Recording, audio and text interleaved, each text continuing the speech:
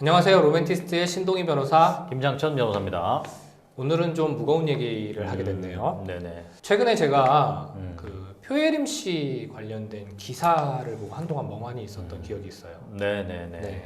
올해 초였습니다.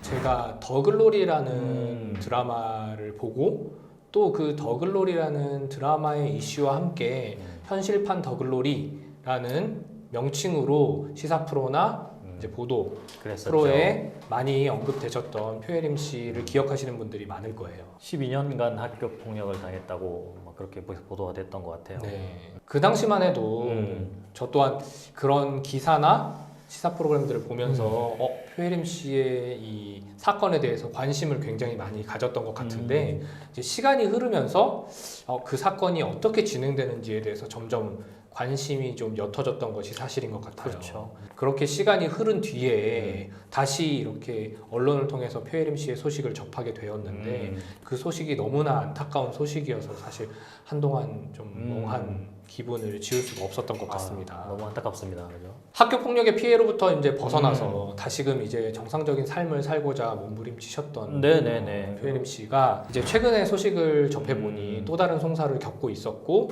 그리고 그로 인해서 너무나 큰 고통에 빠져 있으셨다는 말씀을 들어보니 네네네. 정말 얼마나 힘든 시간을 보냈을까 안타까운 마음이 들더라고요. 그러니까요. 그래서 뭐 극단적인 선택까지 이르지 않았나 하는 생각이 듭니다. 그래서 오늘은 올해 초 저희가 표예림 씨의 목소리를 처음 들었을 때 표예림 네네. 씨가 세상을 향해 처음으로 요구했던 굉장히 용기 있는 행동이었죠. 목소리를 냈던 그 이슈에 대해서 한번 더 짚어보고 넘어가려고 합니다. 다시는 이런 일이 발생하면 안 되겠습니다. 네. 지난 4월에 표예림 씨가 국회에 학교폭력 공소시효 없애기 그리고 범죄 사실에 입각한 사실적시 명예훼손 폐지 등의 내용을 담은 국민 동의 청원을 올려서 짧은 시간 안에 5만 명 이상의 동의를 얻은 사실이 있습니다. 지금 뭐 어떻게 진행되고 있어요, 그거? 그래서 제가 잠시 국민동의 청원이 무엇인지에 대해서 좀 말씀을 드리고자 합니다. 헌법 제26조를 살펴보면 네. 국민의 청원권이 규정되어 있습니다. 그래서 이 국민은 국가기관에 이제 무언가를 청할 수 있다. 뭐 이런 거라고 생각하시면 그렇죠. 되는데요. 이 청에는 법령의 제정 그리고 개정도 포함이 되겠죠. 국회는 국가기관이고 국회에 법령의 재개정을 청원할 수 있게 되는 것이죠. 네네네네. 그런 이유로 이렇게 국회에 국민동의 청원을 요청할 수 있는 근거가 마련된 것이라고 생각하면 됩니다. 과거에는 이 국민의 청원권을 행사하기 위해서 국회의원의 의견서를 받아가야 하던 시절이 있었어요. 그렇습니까? 그러니까 국회에 어떤 법을 제정해 주세요라는 청원을 하려면 국회의원을 찾아가서 의견서를 받아야 돼요. 그럼 국민 청원이 아니고 국회의원 청원 아니에요, 그거? 근데 어쨌든 지금도 국회의원 만나기 힘들잖아요. 아유, 근데 과거는 더 힘들었겠죠? 그렇겠죠. 그러니까 이게 너무 무용한 절차가 되는 그렇네요. 거예요. 네.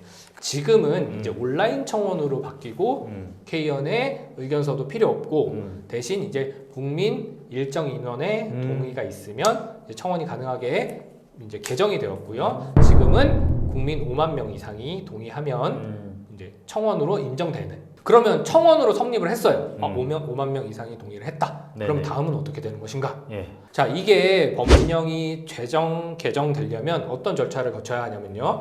해당 상임위, 우리가 이제 국회 상임위라는 걸 듣잖아요. 상임위에서 토론을 합니다. 토론을 해서 이게 법으로 제정하는 게 맞을까요? 한 다음에 그 다음에 또 법사위 가서 법률안으로 만드는 게 좋을까요? 토론해요. 그리고 본회의 가서 표결해요. 이렇게 절차를 거쳐야 돼요. 근데 상임위에 가는 것까지가 인정되는 거예요. 네. 그러면 가서 그냥 거기 있으면 아무 소용 없는 거잖아요. 그러네요. 사실 표예림 씨의 이 청원도 국회 문턱을 넘지 못하고 계류 그 중이네. 자리에 계류 중에 있는 상황입니다. 보통 학교 폭력이라는 것이 우리가 학교를 다닐 때 폭력을 당하는 거잖아요. 미성년자일 때란 말이죠. 그러면 그때부터 공소시효를 정해버리면 당연히 성인이 되고 난 이후에는 공소시효가 지나버리는 경우가 발생하겠죠. 이 지금 표예림 씨 사건도 마찬가지인 것 같아요. 지금 가해자를 3명을 고소한 것 같아요. 근데 1명은 보니까 공소시효가 완성됐어요. 나머지 2명은 공소시효가 완성되지 않아서 아마 혐의가 입증된다면 처벌을 받게 되겠죠. 이와 관련해서 학교 폭력의 공소시효를 뭐 완전히 폐지할 것인가 아니면 그대로 진행할 것인가 일정 부분 잠깐 정지했다가 그 다음부터 일정 기간을 인정할 것인가 뭐 여러 논의가 좀 필요하다라는 생각이 듭니다. 그래서 저희끼리도 이야기를 해봤는데 김 변호사님도 말씀하셨지만 그 미성년자를 상대로 한 성범죄의 경우에는 그 해당 피해자가 성인이 될 네. 때까지는 공소시효가 진행되지 않고 그럼요. 성인이 된 이후에 공소시효가 진행하는 형태로 규정이 되어 있잖아요. 그러니까 저도 아니 생각을 좀 해봤는데 미성년자 성범죄가 그러하다면 학교 폭력도 그에 준하게 굉장히 심각한 사안이다라고 판단을 하고 정당한 내가 판단을 할 수 있을 때까지는 공소시효를 잠깐 멈춰줘야 되는 게 아니냐. 그리고 나서 성인이 되고 난 이후부터 그것이 상해가 됐으면 뭐 7년, 뭐 상습 상해가 됐으면 한 10년 이런 식으로 그 이후에 공소시효를 진행하는 것이 맞지 않겠느냐 하는 개인적인 생각을 해봅니다. 피해자가 성년이 되었을 때 비로소 가해자에 대한 공소시효가 진행하는 것으로 하는 것이 타당하다. 맞습니다. 너무 어릴 때 예를 들어서 뭐 10살에 내가 상해를 당했어. 그럼 뭐 7년 지나면 끝나버리는데 17 지났는데 그럼 성인이 되기도 전에 이미 내가 고소할 기회를 놓쳐버리는 거예요. 주변에 알리고 고소를 했다 쳐. 그러면 또 다른 가해가 발생하지는 않을까 염려를 할 겁니다. 그것 때문에 아마 고소를 못하고 신고를 못하고 알리지 못하는 그런 경우가 발생할 수 있어요. 그런 것들을 배제시키려면 적어도 내가 학교에서 벗어나고 난 이후로 올바른 판단을 할 수 있을 때 그때부터 공소시효를 진행하는 것이 맞지 않겠나라는 것이 제 개인적인 생각이에요. 자, 공소시효에 대해서는 이렇게 말씀을 나눠봤고요. 네네네. 그리고 더 이슈가 되고 있는 사실적시 명예훼손의 폐지에 대해서 한번 얘기를 해보려고 합니다. 최혜림 씨는 적어도 범죄 사실을 알리는 영역에서만이라도 네네. 사실적시 명예훼손은 폐지되는 것이 맞다라는 말씀을 하셨어요. 아. 사실적시 명예훼손을 처벌하고 있는 나라는 드문 맞습니다. 현실입니다. 예. 선진국이라고 하는 미국, 독일, 영국 등의 주요 국가에서도 사실적시 명예훼손을 처벌하는 규정이 없습니다. 우리나라도 사실적시 명예훼손죄 폐지해야 된다는 목소리가 굉장히 큰 걸로 알고 있어요, 저는. 물론 일각에서는 아무리 사실일지라도 그 사실이 드러나는 것이 일견 개인에게는 굉장히 치욕스러운 일이 될 수 있기 때문에 개인이 원하지 않는데 막 세상에 공개되는 것을 막지 못한다면 문제가 될 수 있기 때문에 사실적시 명예훼손이 처벌 형태로 존치되는 것이 필요하다라고 말씀하시는 분들도 계세요. 그리고 또 이렇게도 말씀하시잖아요. 사실적시 명예훼손은 일단 처벌을 받는 것이 아니고 사실적시 명예훼손으로 인정이 되면 그때는 형법 310조에 위법성 조각 사유가 있습니다. 네가 타인을 비방할 목적으로 하는 것이 아니고 공익을 목적으로 사실을 적시했다면 그것은 위법성이 조각되기 때문에 처벌을 받지 않는다. 그러면 네가 공익을 위해서 적시했기 때문에 어차피 처벌받지 않는 거 사실적시 명예훼손죄를 존치해도 아무런 문제가 되지 않는다. 이렇게 논리로 말씀을 하시죠. 자, 이런 의견들이 있지만 사실 제 개인적으로는 그럼에도 불구하고 이 사실적시 명예훼손의 형법상 처벌 조항은 폐지하는 것이 맞다고 생각해요.